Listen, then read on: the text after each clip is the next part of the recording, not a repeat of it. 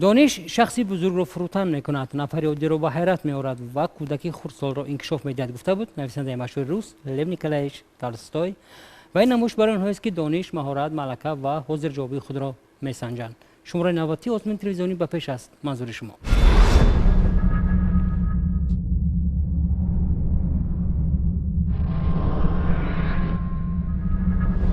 البته الان که بینندگان خوب میدونن که از روی قاعده نمایشی که ما داریم در هر نمایش 4 نفری که جرأت کرده خود را میسنجند و همراه با نفرانی که آنها را دستگیری میکنند، کمک میکنند، به استودیو حاضر میشوند و ما البته توسط همین 4 نفر به بینندگان سوالهای گوناگون پیشنهاد میکنیم و البته شما نیز میتوانید همراه با اشتراک نمایش امروزی ما سویه دانش خود را، حضور جوابی خود را سنجید.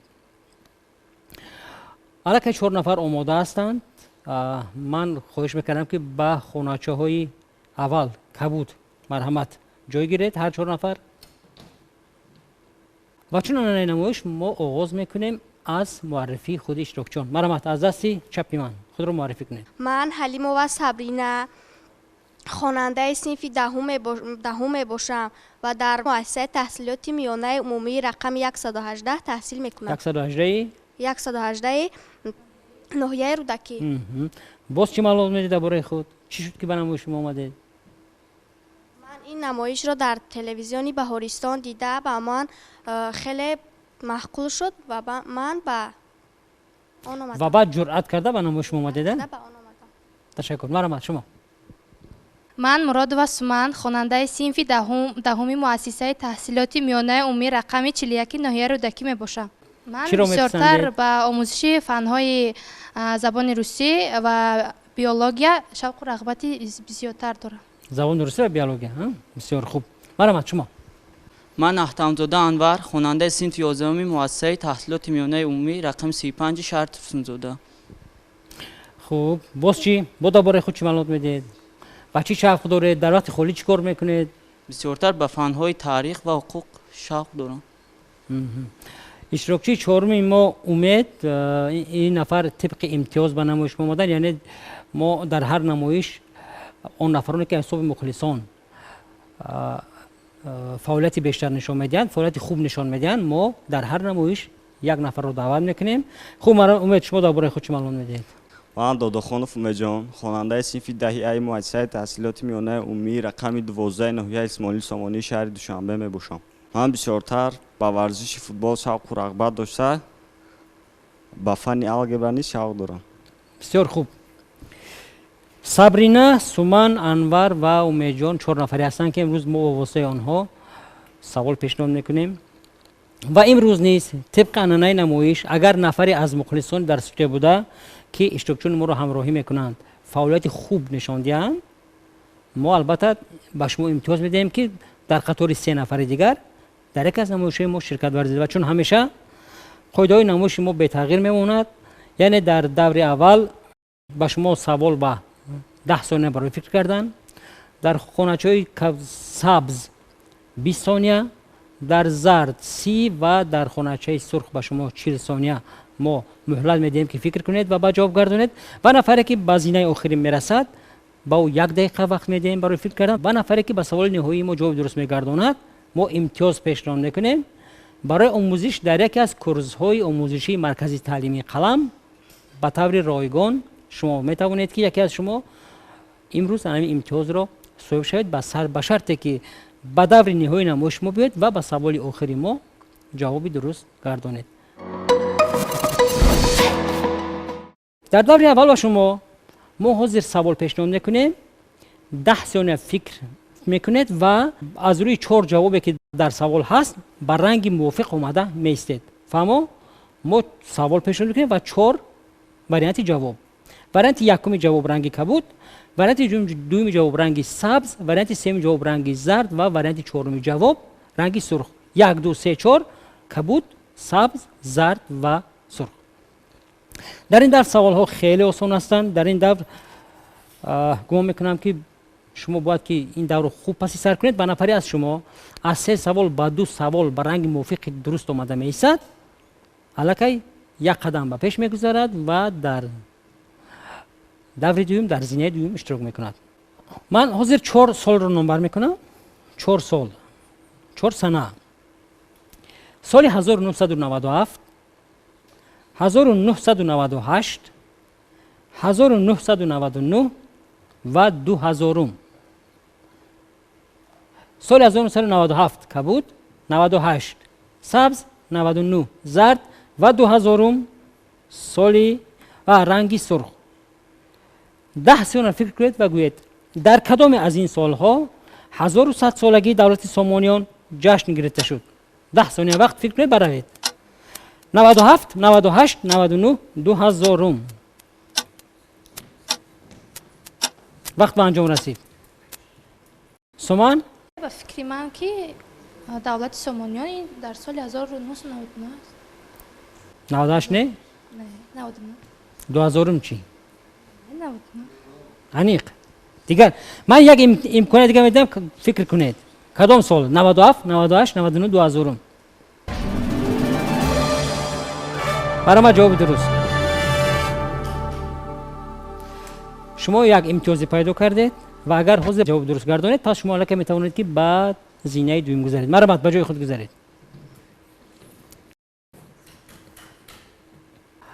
باز همین گونه سوال، باز 4 وریانت دارد.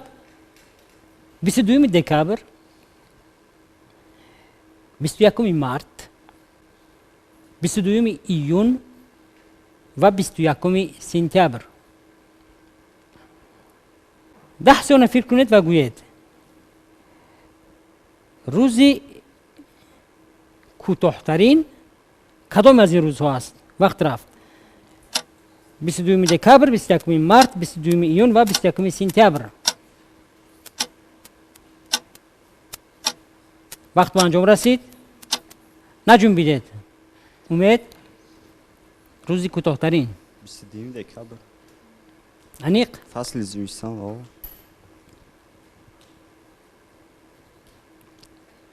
مرحبا، جواب درست.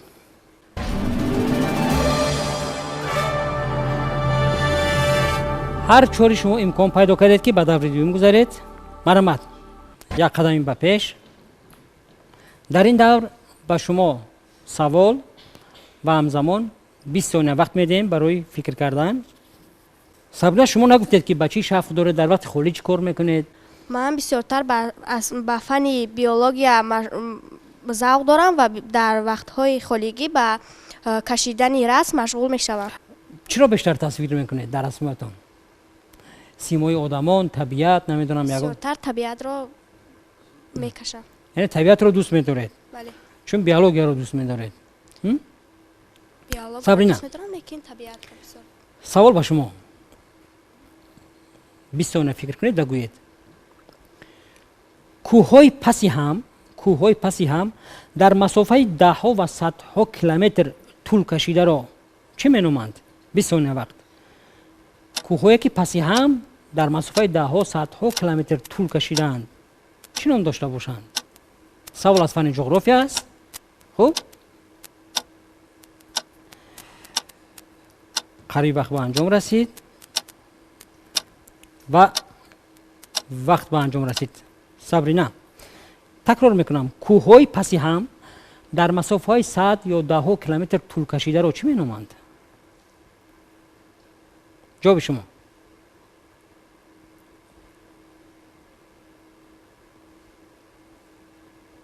نیست جواب. در تاجیکستان کوه ها هستند. 93% تاجیکستان را کوه. کدام کوه ها رو میدانید؟ صبرینا،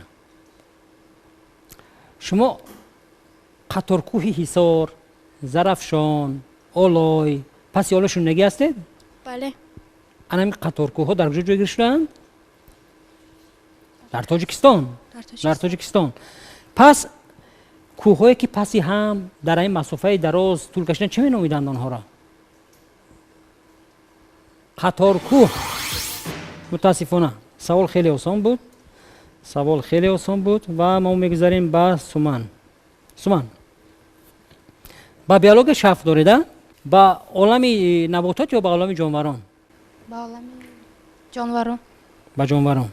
با بوتانیکا چی؟ ботаникаро ҳам меомӯзам, мехонам. ولی جمران رو بیشتر. бале. در وقت خالی چیکار میکنه شما؟ бисёртар ба омӯзиши фанни биология машғул мешавам. با یگان هنر شوق ندارید. шавқ дорам با چی؟ ба пухтани ҳар гуна шириниҳо. سوال با شما چنین است. 20 ثانیه فکر کنید و گویید. کدام پلاستیدها سوال از فن بیولوژی کدام پلاستیدها رنگ‌های گوناگونی غیر سبز، سرخ، زرد و غیره دارند؟ 20 ثانیه وقت. کدام پلاستیدها ما از طالور نمیپرسم حالا کدام پلاستیدها رنگ‌های گوناگونی غیر سبز یعنی رنگ سرخ، زرد و غیره دارند؟ پلاستیدها رو میدونید. اگر پلاستیدها رو دونید پس با شما آسان میفته چون شما بیولوژی رو خیلی دوست می‌دارم گفتید. وقت به انجام رسید سومن. هست جواب. خلوروفیل؟ من فقط از شما فقط از جواب قبول میکنم. شما من با شما کمک کرده نمیتوانم. کدام پلاستیدها رنگ‌های گوناگونی غیر سبز، سرخ، زرد و غیره دارند؟ جواب شما. سومن. خلوروفیل. کدام نوع پلاستیدها رو میدونید؟ من جواب شما رو قبول کردم. هست خلوروپلاست، هست خروموپلاست و باز چی هست؟ لیکوپلاست. از میان این پلاستیدها خروموپلاست رنگی گوناگونی غیر سبز دارد. انور سوال با شما.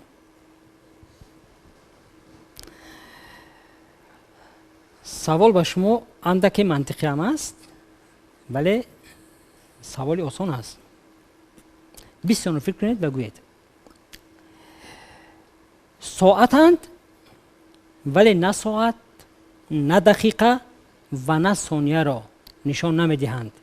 چگونه ساعتند؟ 20 ثانیه وقت. ساعتند ولی آنها نه ثانیه را نشان میدهند، نه دقیقه را نشان میدهند و نه ثانیه را نشان میدهند. چی باشند؟ ساعت هایی که گویم این اقربک ندارند. من باز آسان کردم با شما. وقت و انجام رسید. انور. شاید عمری آدم باشد. ساعت من گفتم. ساعت هایی که نه ساعت، نه دقیقه و نه ثانیه را نشان میدهند. ساعت هایی که در دوره ها پیش با خاک استفاده برده میشد. نام درستش؟ در درون شیشه بودن در اون خاک ریخته میشد که تا خب بعد چیکار میکردن؟ بعد از همان وقت معین به همون خاک رو در یک تا دیگه اش پر میکنن تا وقتی به اتمام رسیدن اون. خب شما مفهوم رو فهموندید ولی چی نام دارن؟ چگونه ساعت ها؟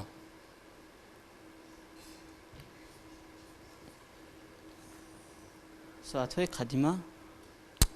خیلی درست شاید که درست که یکی از نمودی ساعت های قدیمه هم بودن درست است. تا اون که ساعت اقربکدار پیدا شد آنها رو استفاده می‌بردن ولی چی نام دارن؟ ساعت های دایرگی.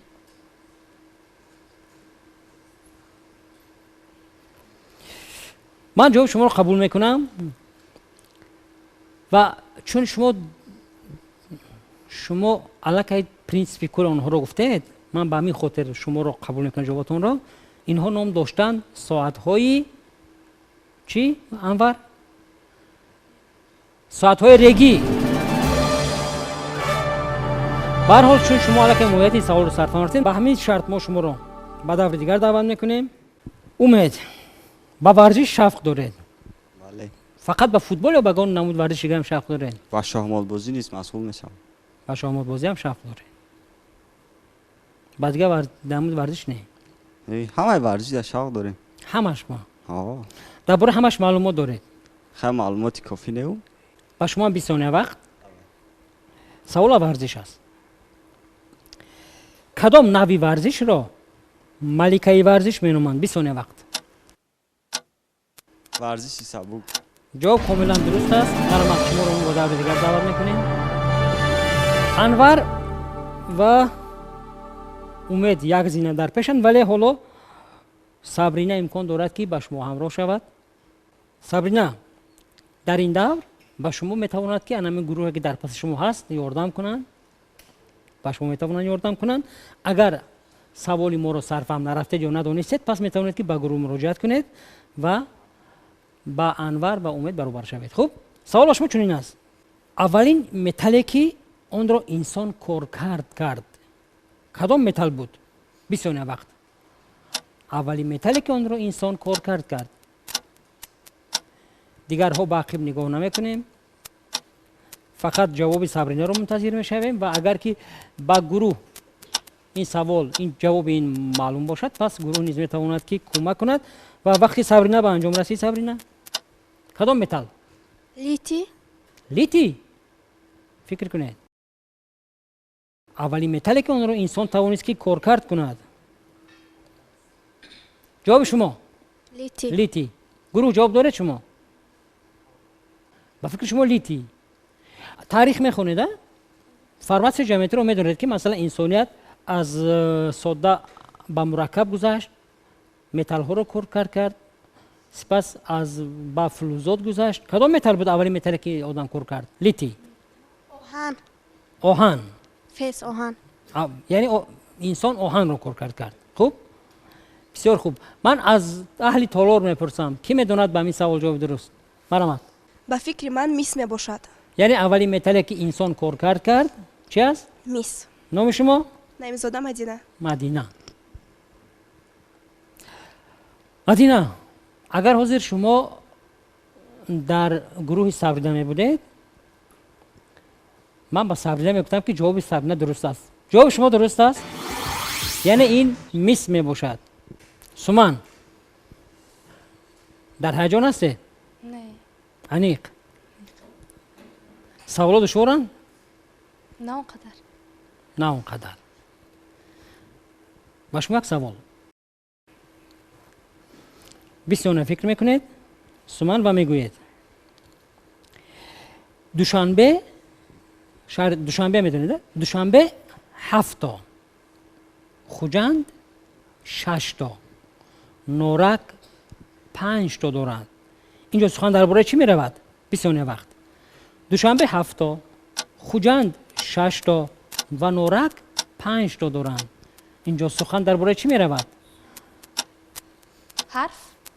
ҳарфҳои ён. фикр кунед.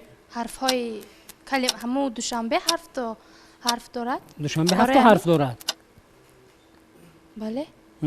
хуҷанд 6 то. хуҷанд 5 то. хуҷанд 5 то. норак 5 та.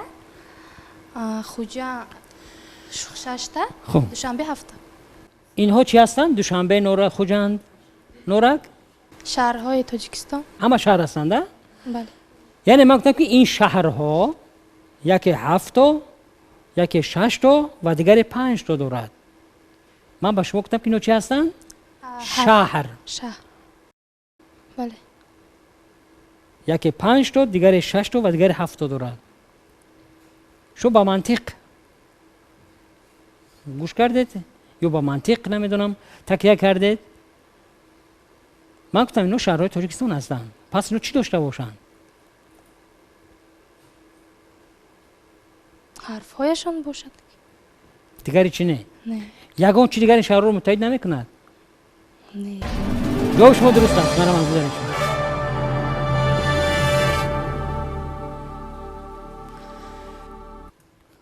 анвар, мо ба шумо саволҳое пешниҳод мекунем ки дар ин шарт вариант доранд. яъне аз 4 вариант шумо якеро метавонед ки интихоб кунед. дар сурати интихоб кардани варианти дуруст шумо ҷавобро пешниҳод мекунед. шумо 30 сония вақт ҳам доред барои фикр кардан ва метавонед ки ба зинаи дигарӣ гузаред. анвар, шумо аз шаҳри Турсунзода омадед, а? бале. дар бораи шаҳри Турсунзода шумо маълумот доред? маълумот дода метавонед масалан ба бинандагоне ки шояд ки он қадар маълумоти хуб надоранд дар бораи шаҳри Турсунзода? шаҳри Турсунзода яке аз шаҳрҳои саноатӣ буда сераҳолиан ба шумор меравад. дар он ҷо заводи алюмини тоҷик ки аз ҷиҳати масоат дар ҷаҳон ҷои якумро мегирад. мавҷуд аст, а? боз бо чӣ машҳур аст шаҳри Турсунзода ғайр аз алюмини, ғайр аз завод? беш мардум асосан бо кишоварзӣ машғул ҳастанд. бисёртар ба ҳамин чорводорӣ, ғаллакорӣ шавқ яъне ҳастанд. аллакай дар маҷмӯъ дар деҳаҳои атрофи شهر ترسنزاده. بله. بسیار خوب. سوال با شما چنین است. 30 ثانیه فکر کنید. 30 ثانیه فکر کنید و گویید. اولین مکتب عالی تشکیل یافته در تاجیکستان کدام است؟ دانشگاه دولتی آموزگاری تاجیکستان، دانشگاه دولتی طبی تاجیکستان، دانشگاه تکنیکی تاجیکستان و دانشگاه ملی تاجیکستان. وقت رفت. 30 ثانیه وقت رفت. اولین مرتبه در 30 ثانیه وقت رفت. ولی اگر شما حاضر جواب نادرست پیشنهاد کنید پس شما الان امکان را دست میدهید. وریانت ها: دانشگاه دولتی آموزگاری تاجیکستان، دانشگاه دولتی طبی تاجیکستان، دانشگاه تکنیکی تاجیکستان و دانشگاه ملی تاجیکستان. دانشگاه ملی تاجیکستان است. اولین مرتبه در تاجیکستان گشوده شده است. شما الان وقت استفاده نبردید؟ نه از یعنی به فکر شما جواب درست است. درست. دانشگاه ملی جمهوری ملی تاجیکستان. تاجیکستان. کدام سال تشکیل یافت؟ با فکرم سال 1951 این دانشگاه تشکیل یافته است. من گفتم که شما از وقت استفاده برید. اولین مکتب عالی که در تاجیکستان تشکیل یافت این دانشگاه دولتی آموزگاری تاجیکستان است. انور شما فکر نکردید و از وقت استفاده نبردید، هرچند امکاناتی خیلی خوب داشتید. امید سوال با شما. تمایل اقتصادی دارد؟ شما با فن اقتصادیات توجه دارید؟ عموما که با جغرافی اقتصادی اگر میخوایم گیریم ندارید تماما. امید سوال با شما چنین است. از روی استحصال پخته کدام دولت در جهان جای اول رو اشغال میکند؟ من نام دولت ها رو میگویم. ایالات متحده آمریکا، ازبکستان، مصر و خیتای. 30 ثانیه وقت. ایالات متحده آمریکا، ازبکستان، مصر و خیتای یکی از این دولت ها از روی استحصال پخته در جهان جای اول را اشغال میکند.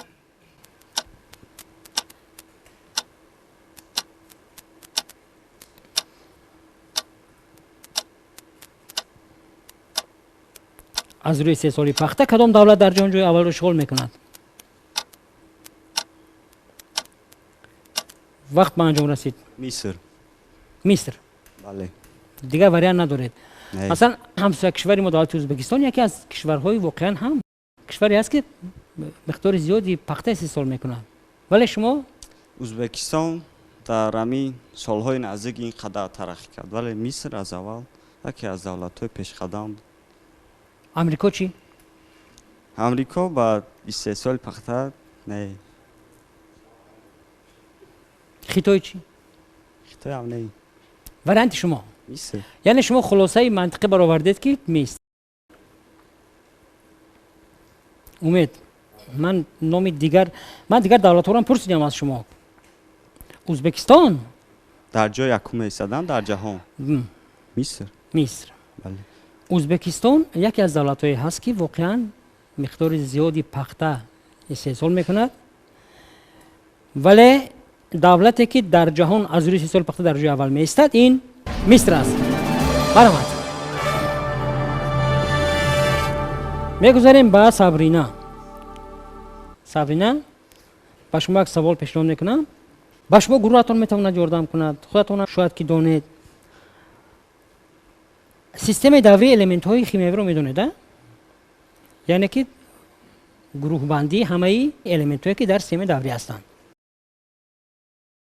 20 ثانیه فکر کنید و گویید در سیستم دوری الیمنت ها چند دور موجود است؟ 20 ثانیه وقت. در سیستم دوری الیمنت ها چند دور موجود است؟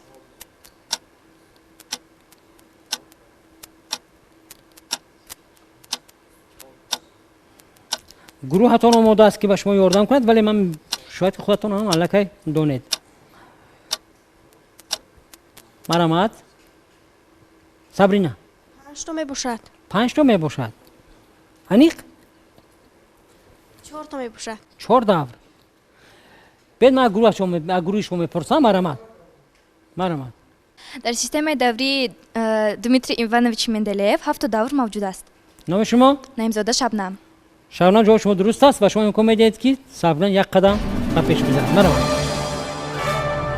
سومن، صابرینا، انور شما برابر شدید، ولی امید امکاناتی کمی پیشتر دارد، کمی بهتر دارد.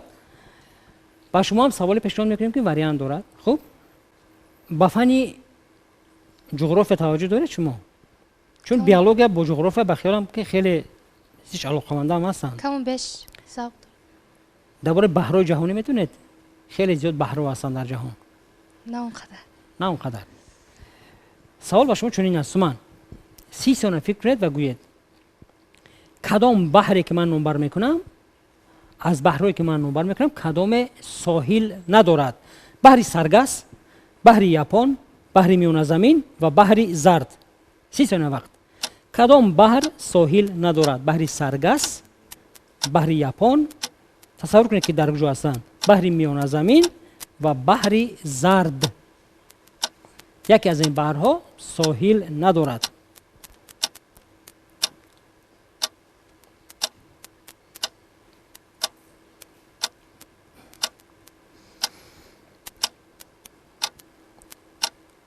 سومان وقتی شما با انجام رسید بحر میان زمین ساحل ندارد. نه. همین خیلی در کجا است بحر میان زمین؟ تخمینا در کجا است؟ تخمینا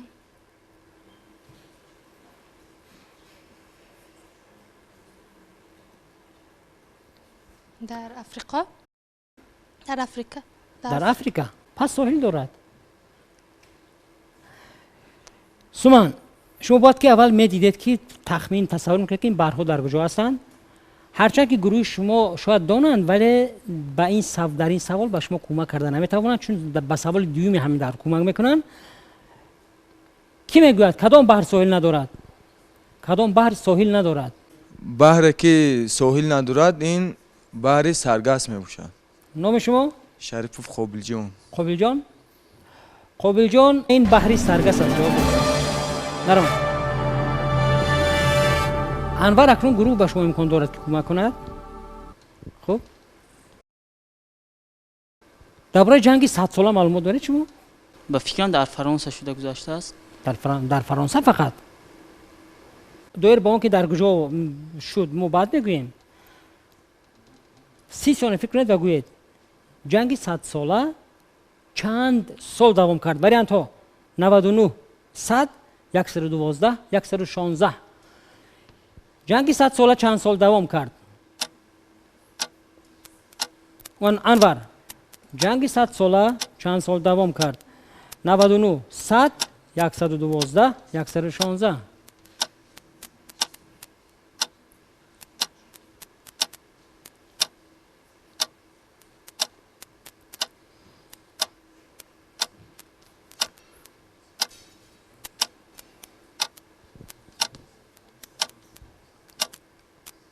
وقت به انجام رسید.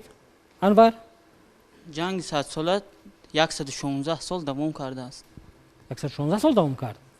بله. 100 ساله میگویند که 100 سال میگم ولی از 100 سال گذشته طول کشیده است ولی یک عصر رو در بر گرفته است. از همین سبب اون 100 سال میگم. ببین در کجا بود گفتید؟ در فرانسه. فقط در فرانسه؟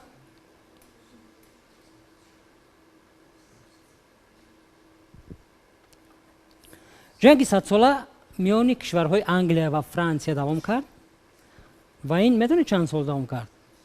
116 سال. جواب درست است. برای من شما نیست. امکان دارید که با امید برابر شوید. چون نوبتی سوال دهی با امید است من سوال پیشنهاد میکنم هم انور و هم امید امکان دارید که با سوال جواب گردانید. یک سوال از روی وریانت ها پیشنهاد میکنم. وریانت نه بلکه نشانه های یگان علامت یگان اشیا است، نمیدونم مفهوم است. میگویم نفری از شما پیشتر از روی علامت ها جواب میگرداند و دور آخر میگذرد، ولی اگر جواب شما در همون لحظه نادرست باشه شما دیگر امکانی به وریانت های من بعد سوال جواب دادن را ندارید. خوب آنها میگویند آنها تاریخی بیش از 5000 ساله دارند. نشونه اول آنها تاریخی بیش از 5000 ساله دارند. خوب حالا معلوم نیست در جهان بسیار چیز است که تاریخی بیش از 5000 ساله دارد. میگویند که یکی از انشاءات های با شکوهی زمین بودند و شاید هستند. علامت دوم، تاریخی 5000 ساله دارند. یکی از انشاءات‌های با شکوه هستند. نه سوال جواب، برای اینکه شما میدونید که اگر جواب دید نادرست باشد پس به همین سوال دیگر امکان جواب دادن ندارید. موافق گفته گرادوت پدر تاریخ، یکی از آنها را تنها یکی از آنها را در دوام 20 سال ساختند.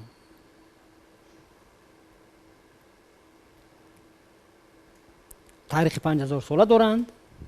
انشاءات‌های باشکوه زمین هستند و حتی گرادوت میگوید که یکی از آنها را در دوام 20 سال ساختند. تمام؟ نه باز هست. از روی وظیفهشون آنها مقبره یا دخمه بودند. مصر همون اهرام هایی که در مصر حاضر جایگیر است، اونها تاریخ ممکن 5000 ساله دارند و هر یک اونها که سنگ‌هایشون بزرگ بود ممکن در طول 20 سالی هر یک اونها رو ساختند. از همین سبب این اهرام های مصر است. من گفتم که شما که هر دو جواب دادید، اگر به همین سوال شما جواب نادرست دهید دیگر به همین سوال امکان جواب گفتن ندارید. امید اول قلعه گفتن. این انشاءات‌ها تاریخی بیش از 5000 ساله دارند. واقعا با شکوه هستند و گرادوت گفت یکی آنها را تا در 20 سال می‌سازند. آنها به قطار 7 معجزه عالم داخل می‌شوند که اهرام ها. انور مرحمت. اهرام های مصر. سوال‌های جالبی دارید و می‌خواهید آنها رو به اشتراکچیان نمایشی بپیش پیشنهاد کنید، پس این امکانیت را از دست ندهید. سوال خود را با جواب درست و نشان دادن منبع از آن گرفتید به نشانی شهر دوشنبه، کوچه شیراز 31، تلویزیون بهارستان روان نمایید. نفران فعال حتما قدردانی می‌شوند. تلفن برای تماس 221 95 24. و در همین جا ما میگذاریم به سوال آخرین. انور تیر و کمان رو میدونید؟ بله، از 7 رنگ عبارت است. از 7 رنگ عبارت است. بله. انیق 7 رنگی که ما میبینیم. بله، به چشم میبینیم، ولی رنگ های زیادی است. 1 دقیقه فکر کنید و رنگ های تیر و کمان رو از روی ترتیب گویید. 1 دقیقه فکر کنید. رنگ های تیر و کمان از روی ترتیب. سرخ. فکر کنید 1 دقیقه از روی ترتیب. حتی اگر ترتیب از 1 رنگ ویران شد شما که جواب نادرست میگویید.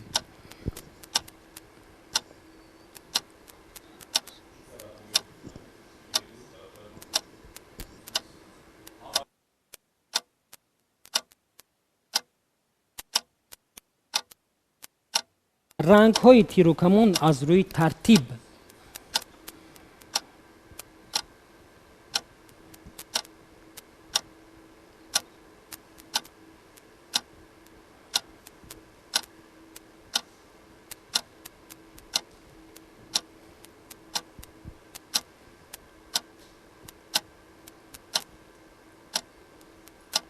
رنگ های تیر و کمان از روی ترتیب و مهلتی داده شده برای فکر کردن با انور به انجام رسید.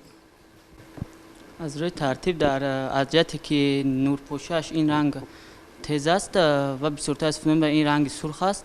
بعد اون رنگ سبز، سرخ، سبز، زرد. این وارنت شمالو سرخ، سبز، زرد، کبود.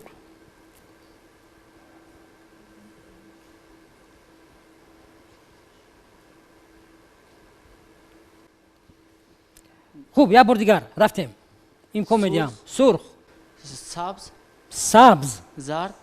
خوب، زرد. 3 اول سرخ، زرد، سبز. خوب. بعد کبود.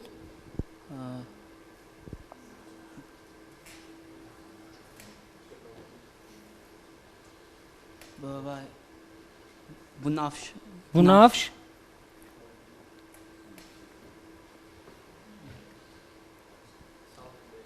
5 تا شد. 2 رنگ دیگر نیست. فقط از روی ترتیب، از روی تخمین نه.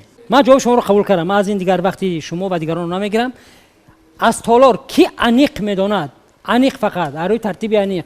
یکم سرخ، دوم نارنجی، سوم زرد، چهارم سبز،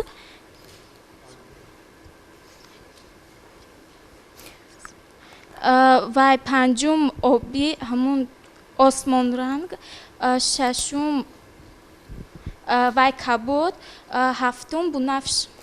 صیاد نیتی زدن 100 آهو کرده بود. سرخ، نارنجی، زرد، سبز، آسمانی رفت، کبود، بنفش. جواب شما درست است. نام شما؟ زحل، احتمزاده زحل. چون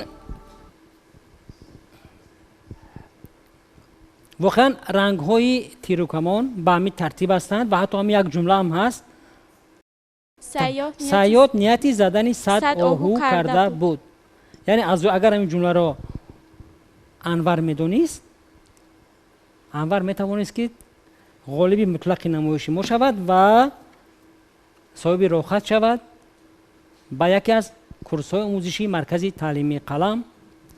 متاسفانه قاعده‌های نمایش ما امکان نمی‌دهند که ما این روخت را به انور دهیم.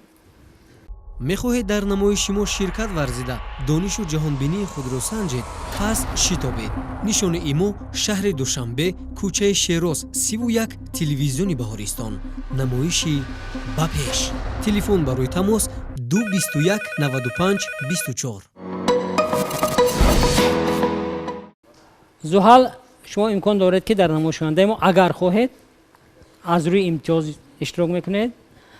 خب من باور دارم که من بعد مدینه و شبنم نیز همین امتیاز رو پیدا میکنن، زیرا که خیلی فعال بوده در نمایش امروزه ما. صبرینا، مرحمت. چی گرفتید از نمایش؟ از این نمایش به خود یک چیز گرفتم که آن را نمیدونستم. آن چیزی که نمیدونستم آن را از خود کردم. یعنی مهم اشتراک هستم. هر نفر هم جرأت نمیکند که اشتراک کند. میخواد نیست؟ بله. سومن؟ من اینجا تنها برای سایقل دادن دانش خود آمدم. چیزهایی را که نمیدونستم از خود کردم. بحری سرگست رو یاد گرفتید؟ بله. خب یعنی قانونمند هستید که اشتراک کردید؟ بسیار خوب. من از این نمایش رو افتاده نیستم، زیرا که میتونم نه میدونه چی، شما امید معلوم است که شما بسیار چیزا رو میدونید. خیلی خوب است، خیلی خوب است. اصلا ما خرسندیم که شما در نمایش ما اشتراک میکنید و با واسه شما نمایش ما واسه شما سوال پیشنهاد میکنیم. چی چیز به شما پسند ناومد در نمایش ما؟ همه چی پسند اومد. انور، شما باور داشتید که تا به همین زینه میرسید؟ من به این برنامه با تیاری جدی اومده بودم و چیزهایی که نمیدونستم با خود گفتم و در آینده کوشش میکنم که بسیارتر با دانش خود رو سیقل ده باز در این برنامه شرکت کنم. هدف اساسی نمایش ما پیش از همه با جلب نفرانی که در نمایش اشتراک میکنند، خواه جا میگیرند و خواه جا نمیگیرند، پیش از همه پیشنهاد سوال به بینندگان است و من باور دارم که بینندگان در قطار شما فکر کردن، با بعضی سوال‌ها جواب یافتن، شاید با بعضی سوال‌ها جواب نیافتن، ولی مهم آن است که ما توانستیم که کمک کنیم به تماشابینان که شاید که یگان سوال در ذهن آنها ماند. این شماره 90 نمایشی به پیش بود. منظور شما از تلویزیون بهارستان. تا بازدید.